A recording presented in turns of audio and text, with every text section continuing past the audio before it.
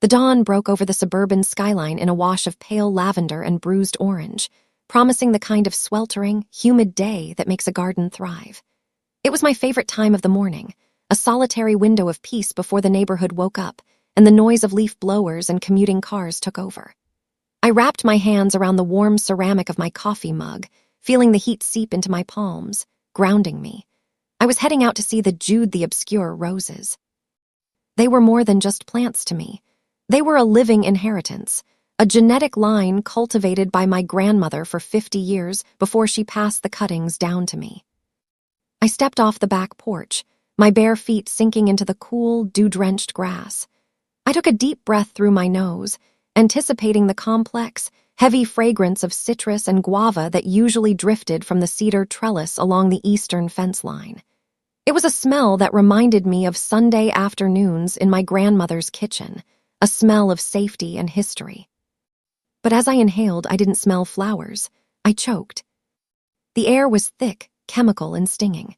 It smelled like a public swimming pool that had been shocked with way too much chlorine, mixed with the acrid bite of something industrial. My stomach turned violently. I walked faster, my heart pounding a frantic rhythm against my ribs, the ceramic mug trembling in my hand. When I reached the rose bed, the mug slipped from my fingers. It shattered on the stone pavers, hot coffee splashing my ankles, but I didn't even flinch. My beautiful, living heirlooms were destroyed. They weren't just wilted or drooping from the heat, they were decimated. The leaves, usually a vibrant, glossy green, had turned a slick, oily black. They hung limply from the stems, melting and dripping a dark, viscous ooze onto the ground. The creamy, chalice-shaped blooms, which had been ready to burst open yesterday, were now brown, rotting mush, hanging their heads like executed prisoners. But it was the soil that horrified me the most. The rich, dark compost I had spent years amending with organic matter was covered in a stark, white, crystalline crust. It looked like snow in July. Tears blurred my vision instantly, hot and fast. I fell to my knees in the mud, reaching out a trembling hand toward a cane, but pulling back at the last second, afraid to touch the death in front of me. "Morning, Rhea."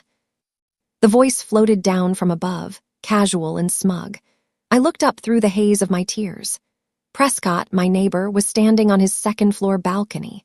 He was wearing a pristine white plush bathrobe that looked like it belonged in a hotel, and he was holding a tiny espresso cup. He was leaning on the railing, watching me with the detached interest of a scientist observing a bug, and he was smirking.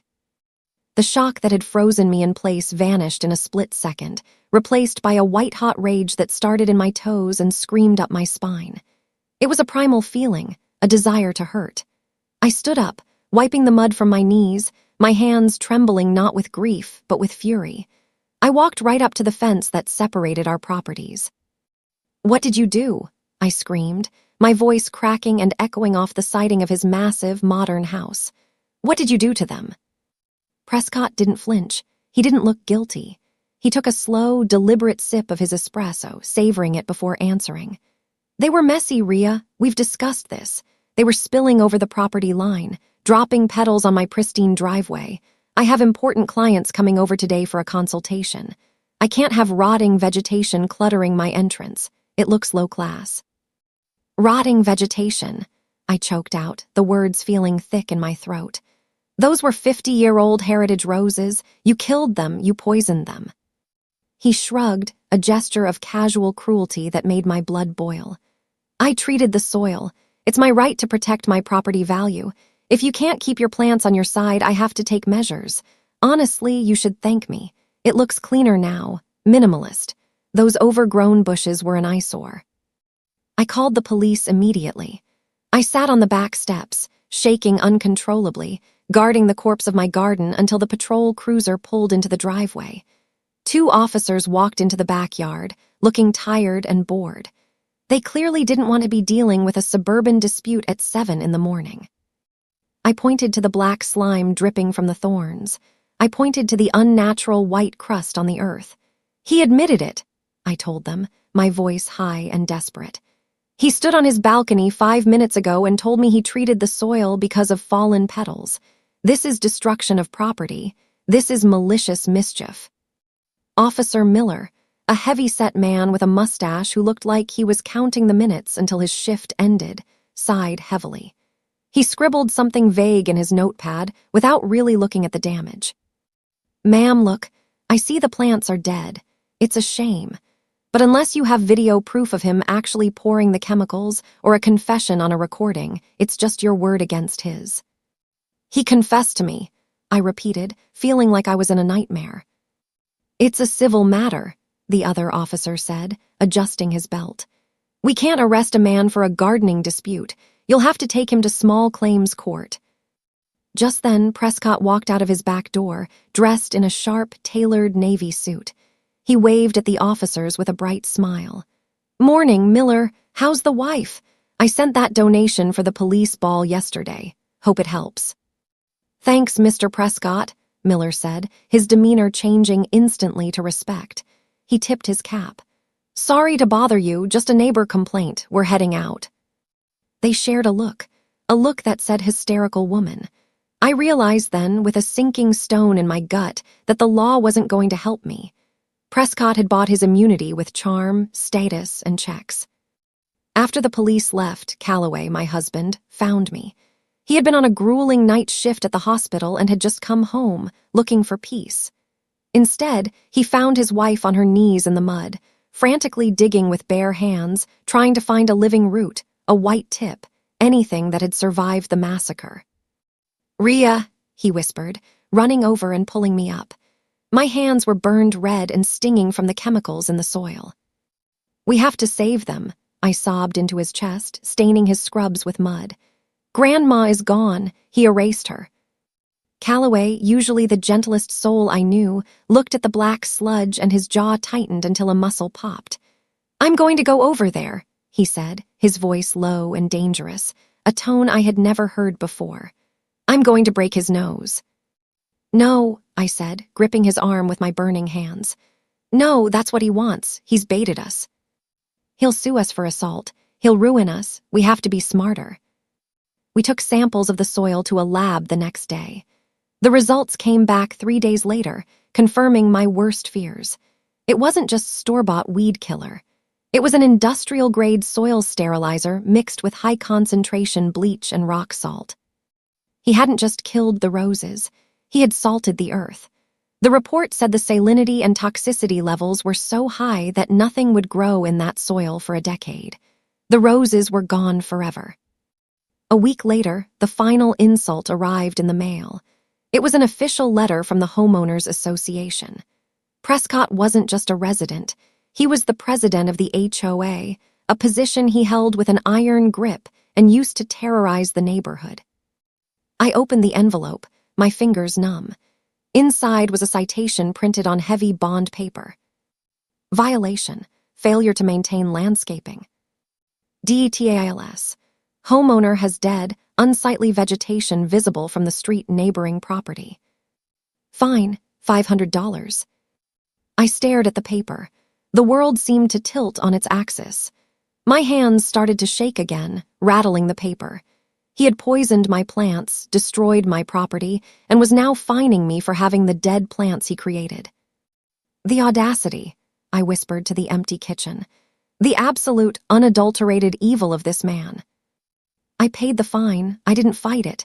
Fighting it would give him the satisfaction of seeing me upset. I wrote the check with a steady hand. But as I sealed the envelope, something in me shifted.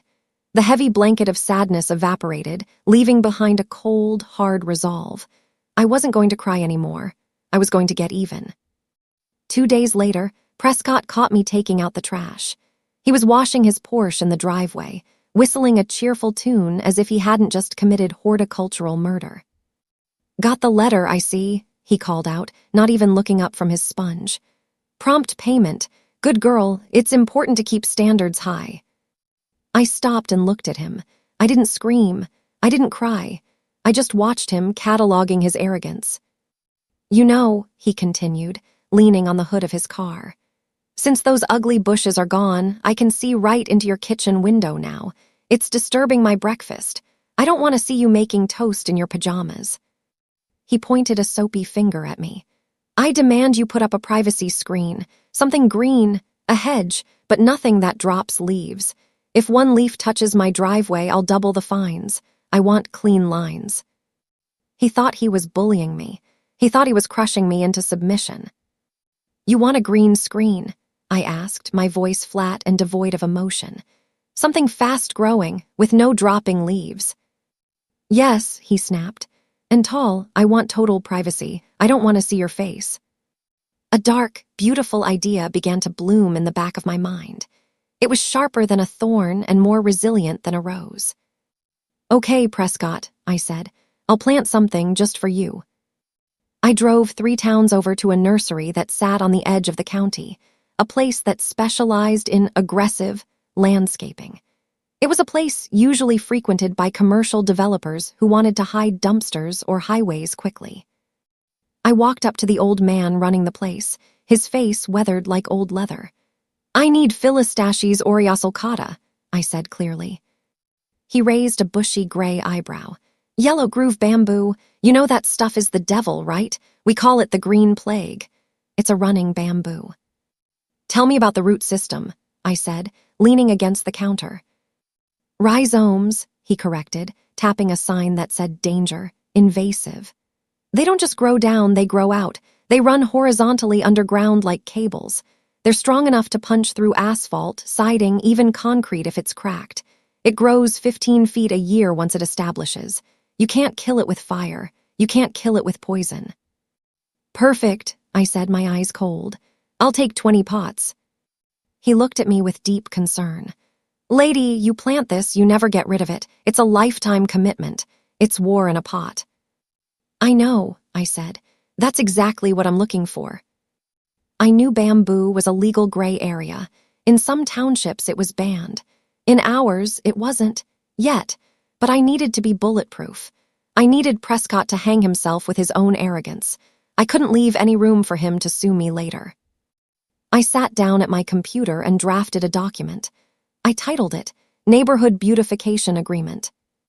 It sounded fancy, bureaucratic, and submissive, exactly the kind of language Prescott loved. The text stated that at the request of the neighbor, Prescott, the homeowner, Rhea, agreed to plant a fast-growing, evergreen vegetative privacy barrier along the shared property line to enhance property values. Then, I added the poison pill clause, buried in legal-sounding jargon in the middle of the paragraph. Clause 4B. The neighbor, Prescott, has reviewed and approved the species selection, Philistachys aureosulcata, to ensure rapid privacy. The neighbor agrees to waive all future removal requests and accepts the permanent nature of said barrier to maintain the requested visual block. I printed 2 copies. My hands weren't shaking anymore. I walked over to Prescott's front door. He answered, looking annoyed that I was on his porch. What now? He sighed. I'm complying with your demand, I said, holding out the clipboard with a submissive posture. I'm hiring a crew to plant the privacy screen tomorrow. Since you're the HOA president, I wanted to make sure everything was above board. This just says I'm planting what you asked for, and you're okay with it. He snatched the clipboard. He scanned it quickly, his eyes glazing over the Latin name of the plant. He saw the words privacy barrier and fast-growing and smirked. He didn't bother to Google the species. He assumed he was smarter than me. Finally knowing your place, Rhea, he sneered. About time you listened to your betters. He pulled a gold pen from his pocket and signed it with a flourish. He handed it back to me, dismissing me with a wave. Make sure it's straight, he said. I hate crooked lines. He had just signed his home's death warrant, and he thought he had won a victory. The next day, the planting crew arrived. I had hired them specifically for a custom install and paid them extra to follow my exact instructions without asking questions. We dug a trench along the property line, 3 feet deep and 2 feet wide. On my side of the trench, the side facing my house, I installed a barrier. It was a 60 mil high-density polyethylene sheet, the heavy-duty kind used to contain toxic waste spills at industrial sites. It was impenetrable. I angled it slightly backward, so if the roots hit it, they would turn upward, where I could see and trim them easily. But on the side facing Prescott's house, nothing. I left the earth completely raw, loose and open. We planted the bamboo, 20 stalks of innocent-looking green canes rustling softly. I watered them. I patted the soil down. The trap was set. The bamboo had only one direction to grow, straight toward his foundation. Bamboo follows an ancient, terrifying adage. First year it sleeps, second year it creeps, third year it leaps. For the entire first year, absolutely nothing happened. The plants stayed about 4 feet tall. They looked like harmless decorative grass you might see at a spa. Prescott mocked me every time he saw me in the yard. "Pathetic," he'd call out from his balcony, laughing. "I thought you said fast-growing. Those little sticks are useless. I can still see you, just like your roses, weak." "Give it time, Prescott," I'd reply, pruning my hydrangeas on the other side of the yard, keeping my face neutral. "Good things come to those who wait." "It sleeps," I whispered to Calloway that night as we lay in bed. "It's building the network." Underground, invisible to the naked eye, the rhizomes were spreading. They were knitting together a mesh of iron-hard roots, gathering energy, probing the soil for weakness, preparing for the invasion. One afternoon, Veda, Prescott's wife, leaned over the small fence. She was a quiet woman, always apologizing with her eyes for her husband's behavior, but never actually stopping him. She looked at the bamboo with a frown. "The plants look exotic," she said hesitantly. "Are they safe? I heard somewhere that bamboo can be invasive." My heart skipped a beat. If they put in a barrier now, it would ruin everything. I had to sell the lie. "Oh, these," I lied smoothly, putting on my best dumb gardener face. No, they're very delicate. They are a clumping variety, very contained. I honestly hope they even survive the winter. I'm just praying they don't die on me like the roses did." Veda looked relieved. "Oh, good. Prescott would be furious if they spread into his lawn." "Don't worry," I smiled, a genuine, warm smile. "They won't go anywhere they aren't invited." It wasn't a lie. Prescott had invited them. He had signed the invitation in ink. Spring of year 2 arrived. The adage held true. The bamboo woke up. The creep. Shoots began to appear.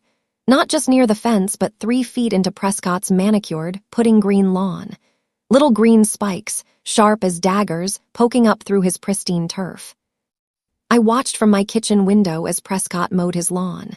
He stopped the mower, frowned, and kicked at a shoot. He cursed, then started the mower again and ran over it. "Your weeds are spreading, Rhea," he yelled later that day, banging on my door. "I'll try to trim them back," I called out from the window. I did nothing. He kept mowing them. He thought mowing killed them. He didn't know that cutting the top only angered the beast below. Every time he cut a shoot, the rhizome system redirected energy, sending 2 more shoots further out. He was fighting a hydra with a lawnmower. Late summer, year 2. It was hot and dry, the kind of heat that cracks the earth. The bamboo on the fence line was now 8 feet tall and thickening. Prescott was hosting a cocktail party. I could hear the clinking of glasses and his loud, booming laugh bragging about his investments. I watched from my upstairs bedroom window. Guests were gathered around his in-ground pool. Suddenly, I saw Prescott frowning. He was pointing at the water line. He called over a maintenance man who was checking the filters. I couldn't hear the words, but I saw the body language. Prescott was angry. The water level was dropping. A week later, a repair truck arrived. I walked out to get my mail and lingered near the property line. "There's a hairline crack in the concrete shell," the repairman was telling Prescott. "Probably just settling soil. We can patch it, but it's odd for a pool this new."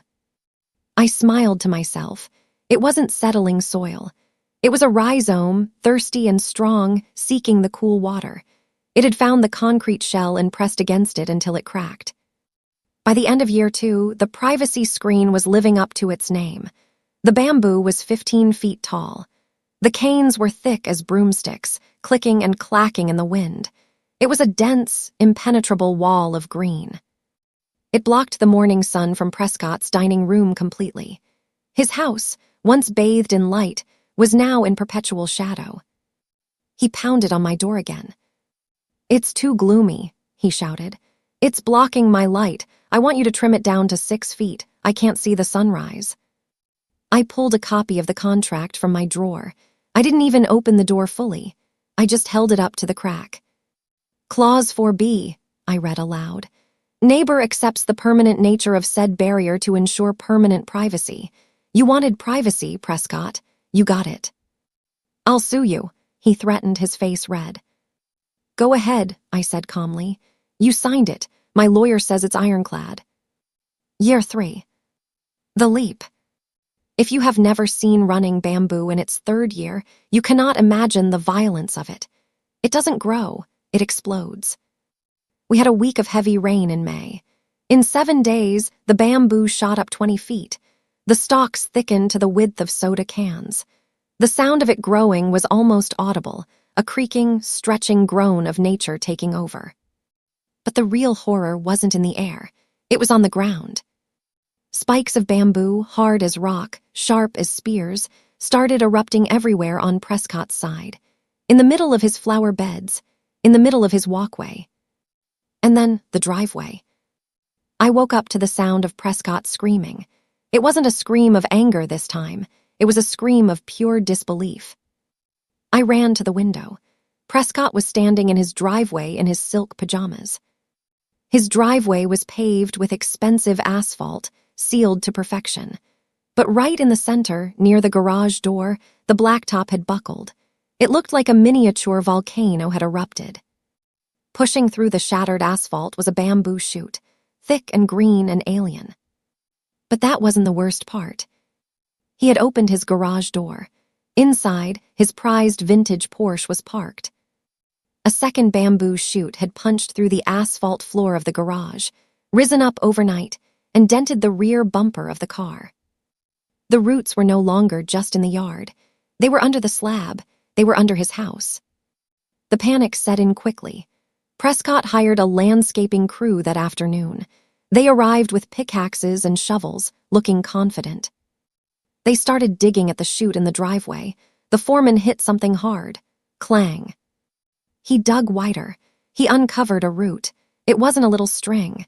It was a woody, yellow cable the size of a human arm. It pulsed with energy. The foreman stood up and wiped his forehead. He walked over to Prescott. Mr. Prescott, I heard him say clearly, this is running bamboo. You can't just dig this up, this root. It goes deep, and it goes that way. He pointed toward the house. It's under the foundation. I can't touch this. You need an excavator. You need a structural engineer. Prescott turned pale. He looked at the bamboo wall, which was now rustling mockingly in the wind, dominating the skyline. 2 days later, I received a legal letter. Demand for removal and damages. It claimed that I had maliciously planted an invasive species that was causing structural damage to his property. It demanded I remove the bamboo immediately and pay $50,000 for driveway repairs and damage to the vehicle. I called Zayla, my lawyer friend. He's scared, Zayla said, reading the letter. He knows he's in trouble. Is he right? I asked. Am I liable? Normally, yes, Zayla said. If you plant bamboo and it invades, you are liable for the encroachment. It's a nuisance. But he signed the contract, Zayla grinned. He requested it. He approved the species. He waived removal. Let's go have a meeting. We met in a conference room downtown. Prescott looked tired. His arrogance was fraying at the edges. His lawyer, a slick man in a cheap suit, started blustering about negligence and aggressive flora. Zayla waited for him to finish. Then she slid the single piece of paper across the mahogany table. Gentlemen, Zayla said calmly, Exhibit A. Prescott's lawyer read the contract. He paused at Clause 4B. He read it again. He looked at Prescott. You signed this, the lawyer whispered. I didn't read the fine print, Prescott stammered. I thought it was just a permission slip. It's a binding contract, Zayla said. Your client requested a fast-growing privacy barrier. He approved Philistachys aureosulcata. He supervised the installation. Furthermore, he failed to install a rhizome barrier on his side of the property line, despite being the HOA president and knowledgeable about landscaping standards. This is negligence, yes, on his part. The lawyer closed his folder. "We're done here," he told Prescott. "I can't win this." Prescott was desperate. He filed a claim with his homeowner's insurance. He claimed act of nature and vandalism. An adjuster came out to the house. He was a thorough man with a clipboard and a flashlight. He inspected the garage floor. He inspected the pool crack. He looked at the towering wall of bamboo. Then he asked for the paperwork. Prescott, foolishly, provided the contract I had given him, trying to prove I planted it. The adjuster read it. He shook his head slowly. "Mr. Prescott," the adjuster said, "insurance covers accidents. It covers storms. It does not cover damage caused by roots, especially from known invasive plants that you contractually agreed to install." "But it's destroying my house," Prescott yelled. "I see that," the adjuster said. "Exclusion 7, Section C, damage from organic growth. Denied. You're on your own, buddy." The nightmare was only beginning. The bamboo wasn't done. Roots seek water. It is their primary directive. And where is the most reliable source of water in a house? The sewer line. Prescott's house was built on a slab with the plumbing running underneath. The bamboo roots found the main PVC sewer line exiting the house. They wrapped around it. They squeezed. And then they breached it. Tiny hair roots entered the pipe, feeding on the nutrient-rich water. They grew rapidly inside the pipe, forming a dense plug. One Tuesday morning, Prescott flushed his toilet. It didn't go down. Instead, brown water surged up. Simultaneously, the shower drain in his master bathroom gurgled and backed up. Within an hour, sewage was flooding his pristine white marble bathroom. The smell drifted across the fence. It was the smell of defeat. He called a plumber. The plumber ran a camera down the line. The screen showed a wall of plant matter. "Roots," the plumber said. "Total blockage, and since it's under the slab, we have to jackhammer the living room floor to fix it." Prescott snapped. He went into his garage and grabbed jugs of industrial bleach and the same herbicide he had used on my roses 3 years ago. He ran out to the driveway, screaming like a madman. He poured gallons of poison onto the chutes in the asphalt. He poured it along the fence line. "Die, die," he shrieked, splashing chemicals everywhere. I watched from the safety of my kitchen window, sipping tea. It was too late. The root system was massive now, extending deep into the earth and drawing water from 1,000 sources. The poison killed a few leaves. It turned a few canes yellow.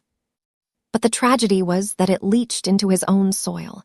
He was poisoning the ground under his own house, making the air toxic, while the bamboo simply rerouted its energy to new shoots on the other side of the yard. He was fighting a forest with a bucket of bleach. The end came with a clipboard. Because of the garage floor heaving, the town required a structural inspection. The engineer arrived. He spent 3 hours measuring the tilt of the floors and the cracks in the walls. He came out shaking his head. "The lift from the root mass is significant," he told Prescott, who was sitting on the curb, head in his hands. "It has cracked the slab foundation in 3 places. The garage is structurally unsound. The main house is tilting 2 degrees north." "Can we fix it?" Prescott whispered. "Technically, yes," the engineer said. "We would have to lift the entire house on hydraulic jacks, excavate the entire lot to a depth of 6 feet to remove the biomass, pour a new foundation, reset the house." "How much?" 200,000, maybe 3, plus the landscaping restoration. The house was worth 500,000. He had a mortgage. He was underwater. 6 months later. The for sale sign had come and gone, but it wasn't a normal sale. Prescott had to sell the property to a developer as a teardown. He walked away with nothing after the bank took their share. He was bankrupt. Veda had left him 3 months prior, moving back in with her parents.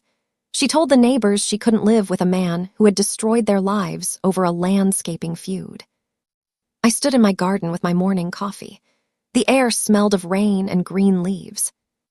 The bamboo wall was tall, lush, and green, rustling softly in the wind.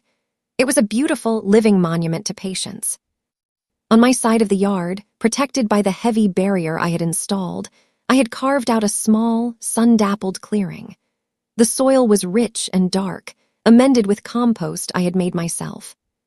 I knelt down. In the center of the clearing, in the safety of the bamboo's shade, I dug a hole. I took a small pot from my basket.